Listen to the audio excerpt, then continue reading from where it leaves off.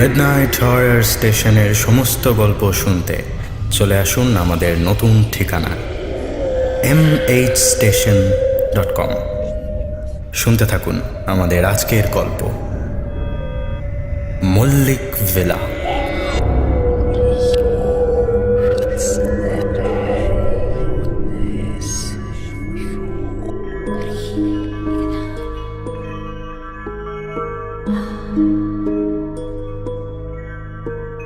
নমস্কার, midnight horror স্টেশনের এই অন্ধকার ঘরে আপনাকে স্বাগত জানাই। এখানে আলো জ্বলে না, কারণ চোখকে আপনি যত বিশ্রাম দেবেন তত সজাগ হয়ে উঠবে আপনার কান।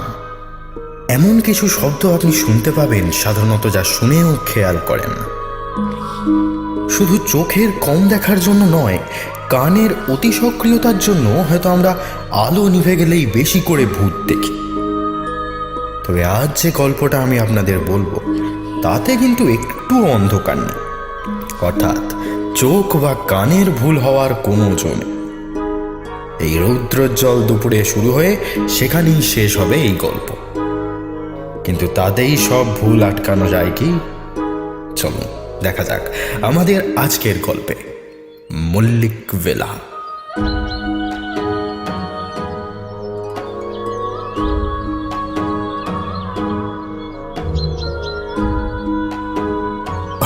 আমার একটু আসলে অফিসের তাড়া আছে আমার। আচ্ছা, আপনারা আসবেন, আবার দেখা হবে নিশ্চয়ই। ব্রিফকেসটা হাতে নিয়ে বেরোতে বেরোতে বললেন মিস্টার মল্লিক। সোফার উপরে বসে থাকা সুমন্ত হাত জোড় করল, তারপর মিহি গলায় বলল, হ্যাঁ হ্যাঁ, সেই তো 100 বার। বাড়িটা কিনি না কিনি আরেকদিন এসে চা খেয়ে যাবো নিশ্চয়। মিস্টার মল্লিক আর কথা না বাড়িয়ে ঘর থেকে বেরিয়ে যান। মিনিট খানেকের মধ্যে ব্যালকনির ওপার থেকে গাড়ি স্টার্ট দেওয়ার আওয়াজ পাওয়া যায়। চারপাশটা একবার ভালো করে দেখে নেয় সুমন্ত। বাড়িটা মন্দ নয়। আজকাল 2 ফুট অন্তর গজিয়ে ওঠা ফ্ল্যাটের জঙ্গলে এরকম নিজস্ব একটা বাড়ি খুঁজে পাওয়া সহজ কথা নয়। তার উপরে এখানে দালালের উৎপাতটা কম। বাড়ির ভিতরটাও বেশ সাজানো গোছানো। বিপাশার মুখ দেখে মনে হচ্ছে তারও পছন্দ হয়েছে বাড়িটা। তবে সামনে মিসেস মল্লিক আছেন বলে কথাটা জিজ্ঞেস করতে পারছে না সুমন্ত। মিস্টার মল্লিকের গাড়ির আওয়াজ মিলিয়ে আসতে বারান্দা থেকে বেরিয়ে এলেন মিসেস মল্লিক, সেই সাথে বিপাশা। তাদের দুজনের মুখেই হাসি। সুমন্ত আর একবার দেখে নেয় বিপাশার মুখের দিকে। নিজের স্ত্রীকে যতটুকু সে চেনে তাতে বেশ বুঝতে পারছে দাম যাই হোক না কেন এই বাড়িটাই কিনতে চলেছে তারা। মিসেস মল্লিক সোফার এক প্রান্তে বসতে বসতে বললেন, উনি বেরিয়ে গেলেন বলে কিছু মনে করবেন না, আসলে প্রাইভেট ব্যাংকের ম্যানেজার, বুঝতেই পারছেন। সুমন্ত টেবিলের উপর থেকে সিগারেটের প্যাকেট তুলতে তুলতে বলল, হ্যাঁ, মনে একমাত্র করব যদি এখনো আপনি সম্বোধনটা আপনি চালিয়ে যান। ও মা, তুমি নিজেও তো আপনি বলছো, তার বেলা? সে তো আপনি আমার থেকে এতটা বড় বলে, অবশ্য দেখে কিন্তু মনে হবে। থাক। মুচকি একটা হাসি হেসে বাধা দিয়ে ওঠেন মিসেস মল্লিক। এইসব বলে বাড়ির দাম খানিকটা কমিয়ে নেবে ভাবছো? সেটি হচ্ছে না। সুমন্তও হেসে ওঠে, সেই সাথে বিপাশাও। ওদের দুজনেরই বয়স 40-এর খানিক কম। বেশ কয়েক মাস হলো একটা বাড়ি কিনবে বলে খোঁজ খবর করছিল দুজনে। ফ্ল্যাটের অনেক হ্যাপা, তাছাড়া পয়সা কড়ির যখন অভাব নেই তখন ওইটুকু পায়রার খোপের মতো ঘরে থাকার মানে হয় না। তবে শহর কলকাতার বুকে প্রমোটার আর দালালদের খপ্পর এড়িয়ে বাড়ি বিক্রি প্রায় হয় না বললেই চলে। ফলে খুঁজতে খুঁজতে হ্যাল্লাক হয়ে হাল ছাড়তে চলেছে এমন সময় কাগজের শ্রেণীবদ্ধ বিজ্ঞাপনে এই বাড়িটার কথা চোখে পড়ে সুমন্তর। বাড়ির মালিক নিজেই বিজ্ঞাপন দিয়েছেন। দাম খুব একটা বেশি নয়, তবে একটাই শর্ত, যিনি বাড়ি কিনবেন তাকে বাড়িতে থাকতে হবে। ভেঙে হাই রাইজ তৈরি করলে চলবে না। প্রথমে ফোনে যোগাযোগ হয়, তারপর কথাবার্তা এগোতে আজ দুজনে এসছে বাড়ি দেখতে। মিস্টার মল্লিক এতক্ষণ গল্প করছিলেন। অফিসের দেরি হয়ে যাওয়াতে হুট করেই বেরিয়ে গেলেন তিনি। বাড়িটা 4 তলা, 2 মানুষের থাকার পক্ষে যথেষ্ট বড়। সুমন্ত ভেবেছে দোতলায় নিজেরা থাকবে, বাকি ফ্লোরগুলোতে ভাড়াটে রাখবে। তাতে মাসের শেষে খানিকটা বাড়তি রোজগার হবে। সামনে বেশ খানিকটা জুড়ে একটা বাগান আছে। বাগানের দিক থেকে শটান ছাদে ওঠার সিঁড়ি। সিঁড়ির চারপাশ জুড়ে রং বেরঙের ফুলের চাষ করেছেন মিস্টার মল্লিক। এইভাবেই নাকি তিনি অবসর বিনোদন করেন। বাড়িতে ঢোকার আগে বাইরেটা ঘুরে দেখে এসেছে সুমন্ত আর বিপাশা। কোনো দিক থেকেই কোনো খামতি নেই বাড়িটার। ঠিক যেরকম তারা খুঁজছিল একদম সেই রকম। মিসেস মল্লিক বিপাশার দিকে ফিরে বললেন, আসলে বুঝতেই পারছো, এত বড় বাড়ি, আমরা দুজন মানুষ। আপনারা নিজেরা বানিয়েছেন এটা? বিপাশা জিজ্ঞেস করে। না, নিজের বাড়ির শখ বহুদিনের। তাহলে হঠাৎ বিক্রি করে দিচ্ছেন? কথাটা অনেকক্ষণ ধরেই ভাবছিল সুমন্ত। এতক্ষণে জিজ্ঞেস করার সুযোগ পেয়ে ছাড়ে না। কয়েক সেকেন্ডের জন্য চুপ করে যান মিসেস মল্লিক। তারপর মাথা নামিয়ে নিয়ে বলেন, চাইলেও এই বাড়িতে আর থাকতে পারবো না আমরা। তাছাড়া ডাক্তারেরও তেমনই নির্দেশ। কিসের ডাক্তার?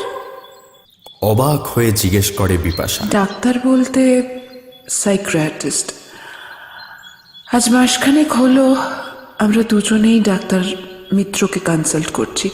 তিনিই সাজেস্ট করলেন এটা বেচে ছোট বাড়ি কিনতে। সোফার উপরে একটু নড়ে চড়ে বসে সুমন্ত।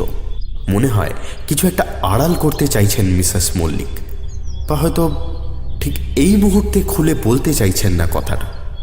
বিপাশা একবার তার দিকে তাকিয়ে আবার চোখ ঘুরিয়ে নেয়। সুমন্ত লক্ষ্য করে কয়েক সেকেন্ডের জন্য তার মুখ থেকে স্বস্তির হাসিটা মুছে যায়। বাইরে একটু একটু করে রোদ বাড়ছে। মল্লিক ভিলার চারপাশে এখনো তেমনভাবে হাই রাইজ গজিয়ে ওঠেন। দোতলার ঘরের জানলায় গিয়ে দাঁড়ালে অনেক দূর অবধি চোখে পড়ে। ঘরের ভিতরে যে বেশি মানুষ থাকে না সেটা একবার ভালো করে চোখ পোলালেই বোঝা যায়। একতলার ডাইনিং জুড়ে ভারী কাঠের বড়সড় টেবিল, একদিকে দেওয়ালে শোকেস থেকে ঝুলন্ত টিভি সেট করা আছে। তার নিচ জুড়ে শখের মূর্তি আর কাঠের তৈরি শৌখিন জিনিসপত্র। কোথাও এক ফোঁটা ধুলো কি ঝুলের চিহ্ন নেই।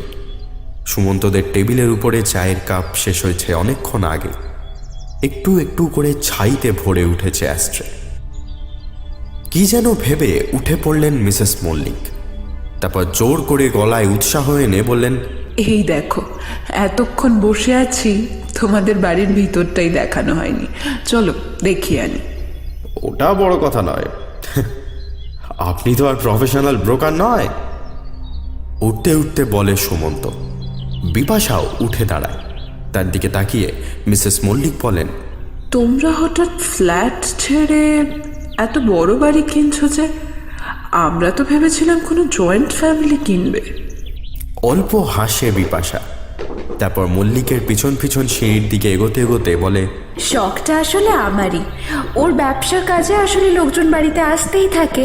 একটা বড় বাড়ি না হলে। মাথা নাড়েন মিসেস মল্লিক। তেমন একটা সমস্যা হবে না। আই মিন, কিছুদিন থাকলে ধীরে ধীরে মানিয়ে নিতে পারবে। পারলে ডাস্টিং করবার জন্য একটা লোক রাখো, আর বাকিটা তোমাদের sense of decoration. Or sense of decoration কিন্তু আমার খুব এক্সপেন্সিভ, সেই নিয়ে চিন্তাই আছে। পিছন থেকে বলে সুমন্ত।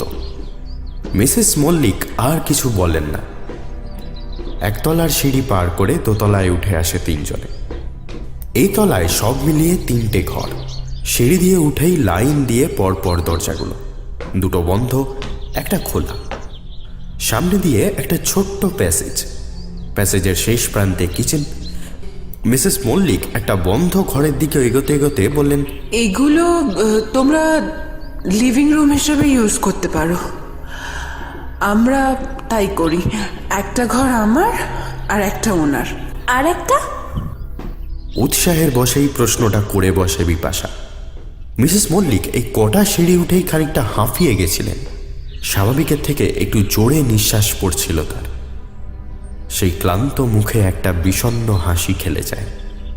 মাথা নামিয়ে তিনি বলেন, এসো দেখাচ্ছি। শেষ ঘরটার দিকে এগিয়ে যায় তিনজনে। আর একবার চোখাচোখি করে নেয় বিপাশা আর সুমন্ত। এতক্ষণ যেন এই কথাটাই এড়িয়ে যাচ্ছিলেন মল্লিক। হাতের অল্প চাপে দরজাটা খুলে ফেললেন তিনি। তারপর পিছনে তাকিয়ে বললেন, এসো ভিতরে। ধীর পায়ে ঘরের ভিতরে ঢুকে আসে দুজন এবং ঢুকতেই দেওয়াল জুড়ে একটা বড় সড়ো ছবি চোখে পড়ে। একটা বাচ্চা মেয়ের ছবি। বয়স বড়জোর বছর 13 বেশি হবে না। হাসি মুখে ক্যামেরার দিকে তাকিয়ে তুলেছে ছবিটা। চুলে হেয়ার ব্যান্ড লাগানো, গলায় একটা ছোট মুক্তোর হার। বেশ মিষ্টি দেখতে মেয়েটাকে। ছবিটার সামনে গিয়ে বেশ কিছুক্ষণ দাঁড়িয়ে থাকেন মিসেস মল্লিক। তারপর ধীরে ধীরে উচ্চারণ করেন, আমাদের মেয়ে রিনি, ভালো নাম ঈশিতা মল্লিক। এই ঘরটা ওরই।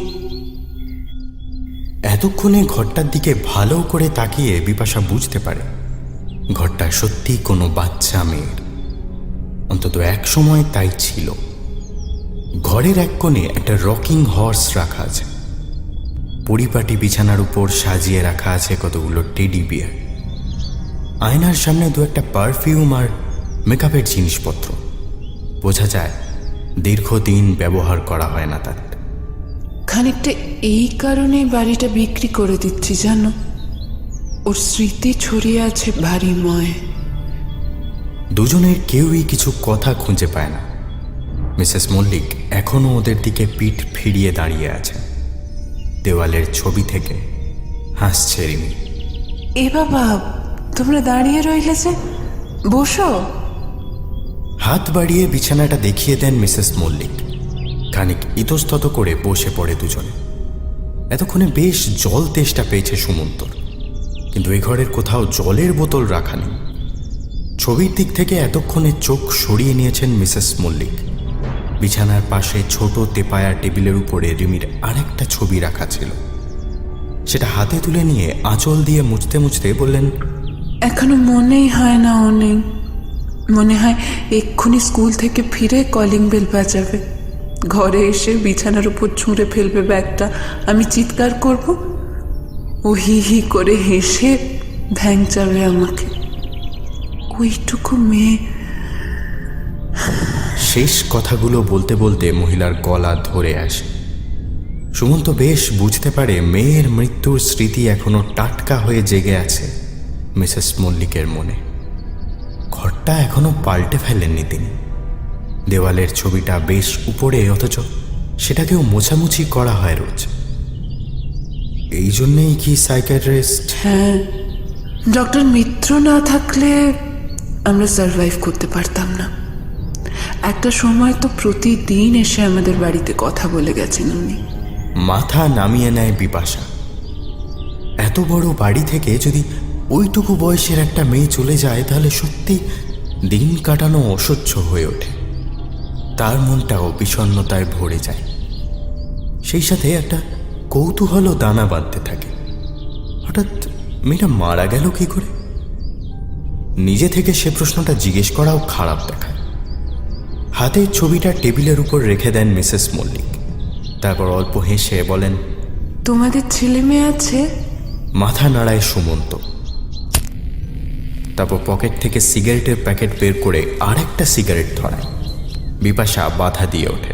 এখন আবার ধরানোর কি ছিল? এমনিতেই জানলা সব বন্ধ। বেশ, আমি বাইরে গিয়ে খাচ্ছি।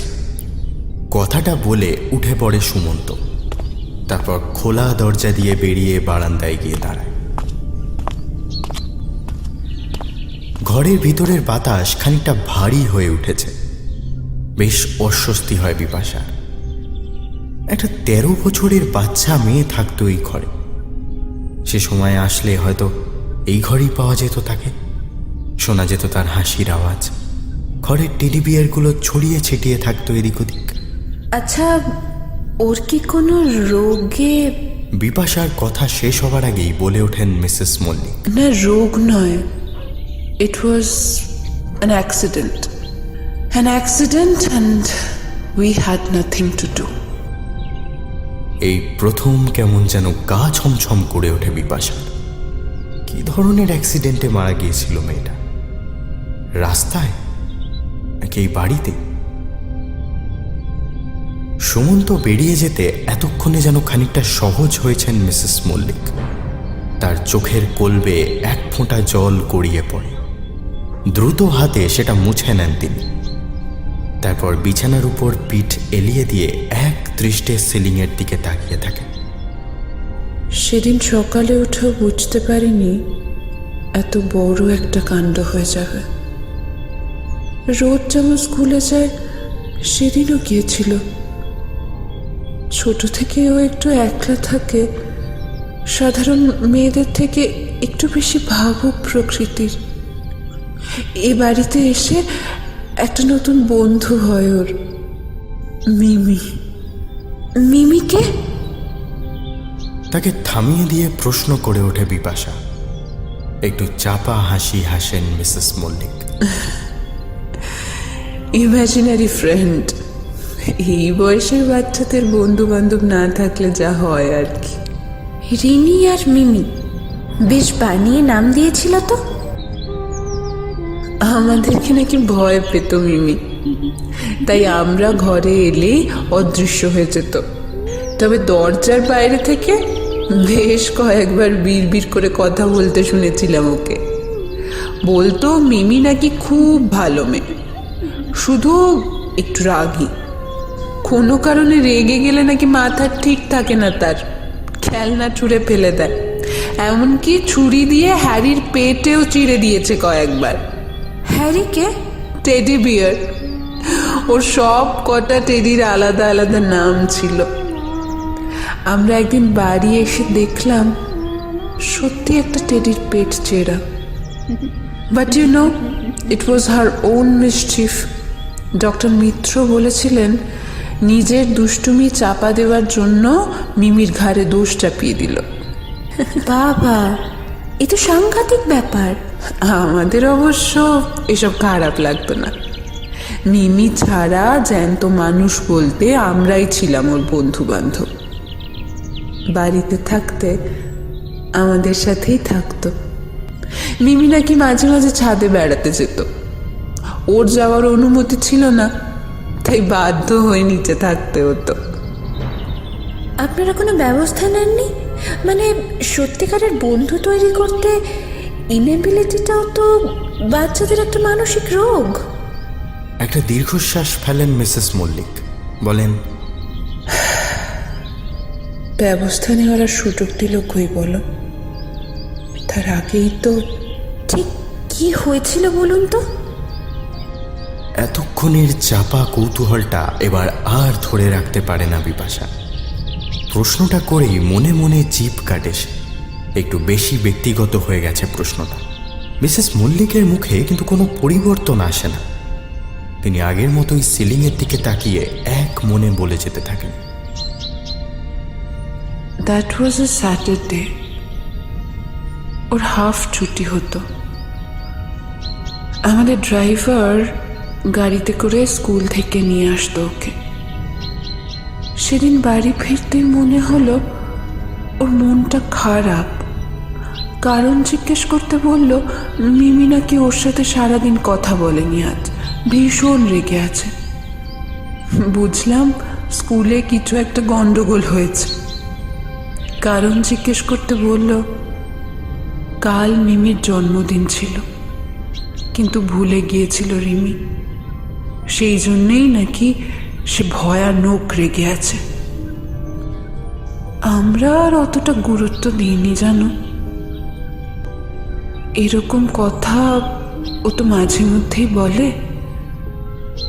আমি দুপুরে চান খাওয়া সেরে একবার ওর ঘরে গিয়ে দেখলাম বিছানায় শুয়ে খেলা করছে, কিন্তু বিড়বিড় করছে না, অর্থাৎ মিমি ঘরে নেই। নিচে চলে এলাম। বিকেল 4:30 হবে বোধহয়। চোখটা একটু লেগে গিয়েছিল। ঘুমটা ভাঙতেই বুঝলাম ড্রাইভার ডাকাডাকি করছে, চোখ মুখে কেমন যেন একটা ভয়ার্ত ভাব। আমি উঠে বসতেই তার অসংলগ্ন ভাষায় বুঝতে পারলাম কোনোভাবে রিমি ছাদ থেকে পড়ে গেছে। আমার মাথায় আর কিছু ঢোকেনি তখন। তড়িঘড়ি ছুটলাম বাইরে। বাড়ির পিছন দিকটায় গিয়ে থমকে দাঁড়িয়ে পড়লাম। আমাদের জবা গাছটার নিচে সত্যি রিমির দেহটা পড়ে আছে।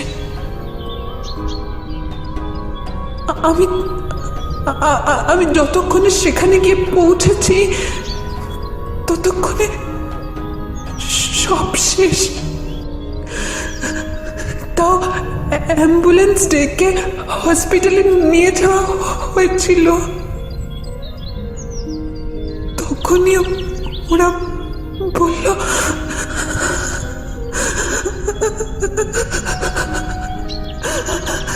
কথাগুলো শেষ করতে পারলেন না মিসেস মল্লিক। গলা ধরে এলো তার। বিপাশা একটা হাত রাখলো তার কাঁধে।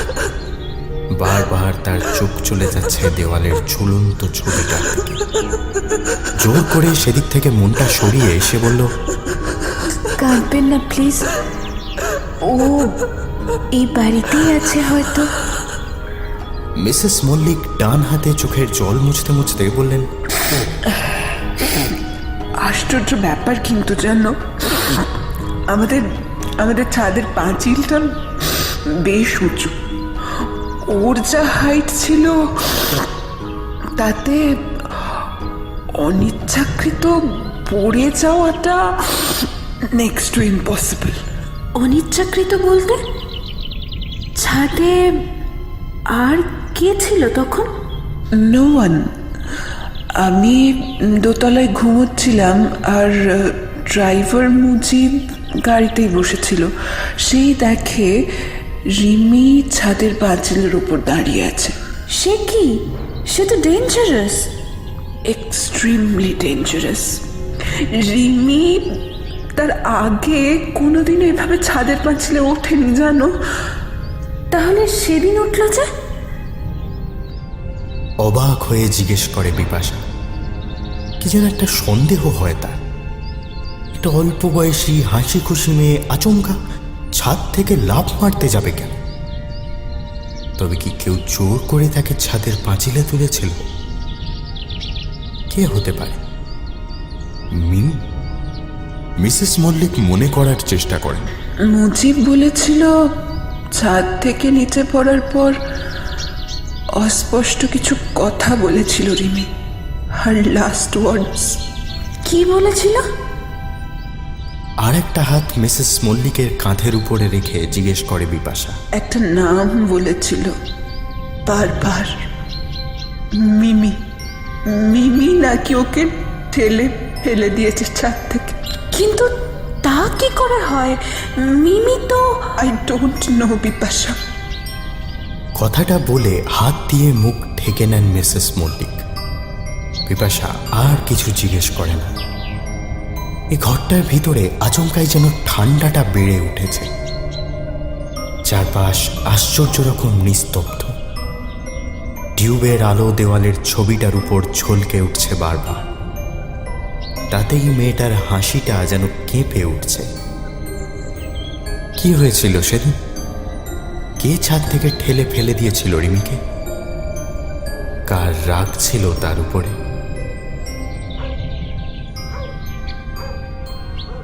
কিছু একটা বলতে যাচ্ছিল বিপাশা, এমন সময় দরজার কাছে পায়ের আওয়াজ শুনে দুজনেই ফিরে তাকালো সেদিকে। সুমন্ত ঘরে ঢুকছে। এতক্ষণে সিগারেট খাওয়া শেষ হয়েছে তার। মিসেস মল্লিক বিপাশার কাছে একটু সরে এসে নিচু গলায় বললেন, আমি জানি এরকম একটা দুর্ঘটনা যে বাড়িতে ঘটেছে সেখানে তোমরা থাকতে চাইবে না। উনিও আমাকে বারণ করেছিলেন এত কিছু বলতে। রিমির কথাটা তোমরা জেনেই যেতে, কিন্তু মিমির ব্যাপারটা বিপাশা তাকে শান্ত করার চেষ্টা করে। আপনি চিন্তা করবেন না, আমাদের পছন্দই আছে বাড়িটা, বাকিটা তো। সুমন্ত একবার আর চোখে মিসেস মল্লিকের দিকে তাকায়। কিছু একটা ঘটেছে সে বুঝতে পারে। জামাটা ঠিক করতে করতে বিছানার উপর বসে সে বলে, বাড়িটা কতদিন আগে কিনেছিলেন আপনারা? মাথা নাড়েন মিসেস মল্লিক। বছর তিনেক আগে একটা রিয়েল এস্টেট এজেন্টের থেকে বাড়িটা কিনেছিলাম। তার নাম ধাম তোমাকে আমাদের লয়ার বলে দেবে। আরে না না, অত আর্জেন্ট কিছু না। বাইরের সিনারি তো বেশ মনোরম, তাছাড়া বারান্দায় দুটো আবার পাশাপাশি দোলনা আছে। চোখের ইশারায় সুমন্তকে কিছু বোঝাতে চায় বিপাশা। সুমন্ত কিছু আন্দাজ করতে না পেরে খানিকটা থতমত খেয়ে যায়। তারপর সেটা কাটাতে বলে, বাকি দুটো তলা এবার দেখে আসা যাক নাকি? আমাদের তো আবার বেরোতে হবে। আর ছাদটাও। মুখ তুলে বলে ওঠে বিপাশা। বিছানা ছেড়ে উঠে পড়েন মিসেস মল্লিক। হ্যাঁ, সেই ভালো। তবে ছাদটা তোমরা একটু নিজেদের দায়িত্বে দেখে নিও। ওই সিঁড়িটা একটু উঁচু, আমার হাঁটুটা ইদানিং। বিপাশা বুঝতে পারে ছাদে যেতে চান না মিসেস মল্লিক। ঘর থেকে বেরোনোর আগে ছবিটার দিকে আর একবার দৃষ্টি বুলিয়ে নেয় সে। সুমন্ত নিজেই টেনে বন্ধ করে দেয় ঘরের দরজাটা। বাকি দুটো তলা দেখতে বেশি সময় লাগে না। খুব একটা যে ব্যবহার হয় না সেটা একবার দেখেই বোঝা যায়। প্যাসেজের ধার জুড়ে লম্বা রেলিং, বৃষ্টি এলে যাতে প্যাসেজ না ভেজে সেজন্য দড়ি দিয়ে টানা বেতের পর্দা করা আছে। তার উল্টো দিকে এখানেও 3টে ঘর, সেগুলোর ভিতরে তেমন একটা ফার্নিচার নেই। একবার করে মুখ বাড়িয়ে দেখে নেয় দুজনে। এখন খোলা রেলিংয়ের ফাঁক দিয়ে দুপুরের রোদ এসে পড়েছে। বেশ সনসন করে হাওয়া দিচ্ছে। তিনজনে খানিকক্ষণ বারান্দায় দাঁড়িয়ে হাওয়াটা গায়ে মাখে। বিপাশার মুখে একটু আগের হাসিটা ফিরে এসেছে আবার। তার যে পছন্দ হয়েছে বাড়িটা সেটা জিজ্ঞেস না করেও বুঝতে পেরেছে সুমন্ত। আপনি কাগজপত্র রেডি করুন না, আমাদের বাড়িটা পছন্দ আছে। নিজে থেকেই কথাটা বলে ওঠে বিপাশা। মিসেস মল্লিক হাসেন। কৃতজ্ঞতায় তার মাথাটা নুয়ে আসে। মুখ তুলে তিনি বলেন, এস্টিমেটটাই তো নিলে না এখনো। বুঝতে পারছি ম্যাডামের ভারী পছন্দ হয়েছে। হাসি মুখে বলে ওঠে সুমন্ত। বিপাশা হাসে। গ্রিলের ফাঁক দিয়ে দূরের দিকে তাকিয়ে আছে সে। একটু নিচেই টগর আর জবা গাছ দুপুরের রোদ মেখে হাওয়ায় মাথা দোলাচ্ছে। সেদিকে কিছুক্ষণ তাকিয়ে থাকলে নিজে থেকেই মন শান্ত হয়ে আসে। এস্টিমেট নিয়ে না হয় রাতে ফোন করে কথা হয়ে যাবে। গ্র্যান্ড, আমি ওয়েট করব। কথাটা বলে নিচে নেমে যাচ্ছিল সুমন্ত। বিপাশা তাকে থামিয়ে দেয়। নেমে যাচ্ছ যে? ছাদটা দেখবো বললাম তো। ও ইয়েস, ছাদ। মেয়েদের কাছে জামা কাপড় শুকোতে দেওয়াটা আবার একটা বড় ক্রাইটেরিয়া। মিসেস মল্লিকের মুখ 1 সেকেন্ডের জন্য থমথমে হয়ে গিয়ে আবার স্বাভাবিক হয়ে যায়।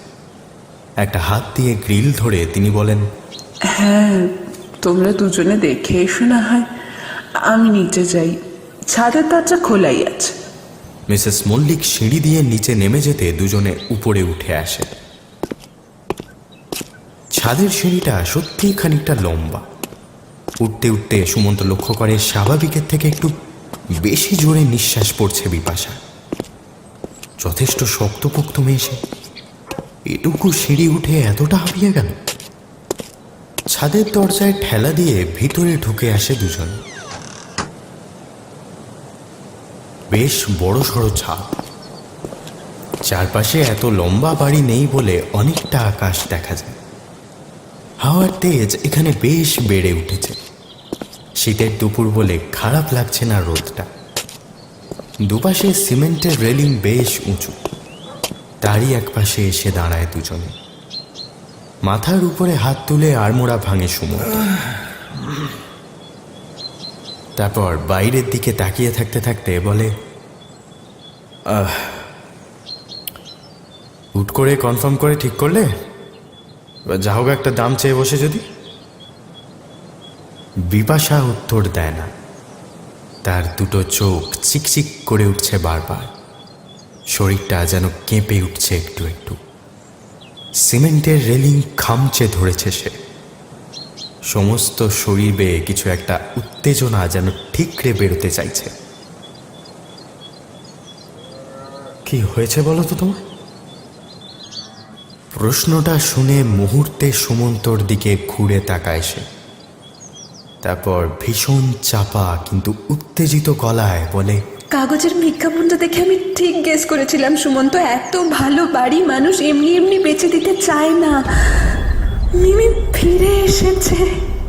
সুমন্ত মুখ ফিরিয়ে নেয়, নিচের বাগানের দিকে তাকিয়ে থাকে এক দৃষ্টি। মেয়েটার ছবিটার নিচে মৃত্যুদিনটা লেখা ছিল, দেখেছিলে? 7th অগস্ট, মিমির জন্মদিনের ঠিক একদিন পর। সব মিলে যাচ্ছে সুমন্ত, সব সব। আমারও তাই মনে হচ্ছিল, জানো, বাড়িটা সব কিছু আগের মতো আছে, এমনকি আমাদের মেয়েটাও। বিপাশা হাসি। রাগটাও ঠিক একই রকম আছে। জন্মদিন ভুলে গিয়েছিল বলে ছাদ থেকে ঠেলে ফেলে দিয়েছে, ঠিক ঠিক যেমন আমরা ভুলে গিয়েছিলাম বলে নিজে ছাপ দিয়েছিলাম। ঠিক ঠিক এইখানটা থেকে না। বিপাশার কাঁধে দুটো হাত রাখে সুমন্ত। দেখো দেখো, আবার সব আগের মতো হয়ে যাবে। আমাদের এই পুরনো বাড়ি, আমাদের 5 বছর আগের জীবন, আমাদের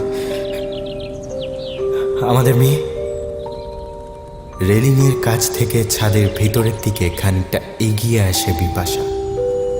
তারপর উঁচু গলায় ডাক দেয়, মিমি, মা তুই শুনতে পাচ্ছিস আমাদের? মিমি, মিমি, শুনতে পাচ্ছিস মা? মিমি।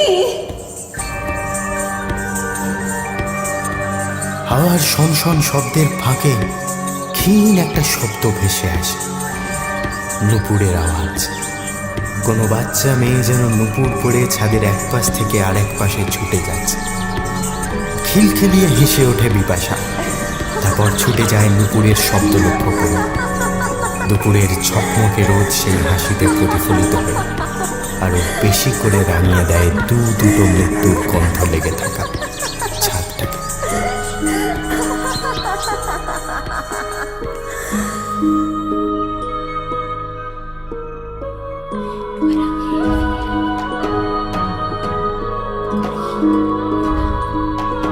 স্বজন হারানোর বেদনা আসলে এক তীব্র অন্ধকার। মৃত্যুর পরেও কোনো মানুষকে জীবিত দেখার ইচ্ছা এক ঘন কুয়াশায় চোখ কান বেঁধে আমাদের টেনে নিয়ে যায় পারলৌকিকের দিকে। তবে যারা যায় তারা সবাই যে শূন্য হাতে ফেরে, এ কথা বলার দায়িত্ব আমরা নেব না। যোগাযোগ করতে পারেন আমার সাথে shayok@mhstation.com এই ঠিকানায়, বা দেবযানীর সাথে debjani@mhstation.com এই ঠিকানায়। শুনছিলেন মিডনাইট হরার স্টেশনের গল্প মল্লিক ভেলা। সবাই ভালো থাকবেন, শুভরাত্রি।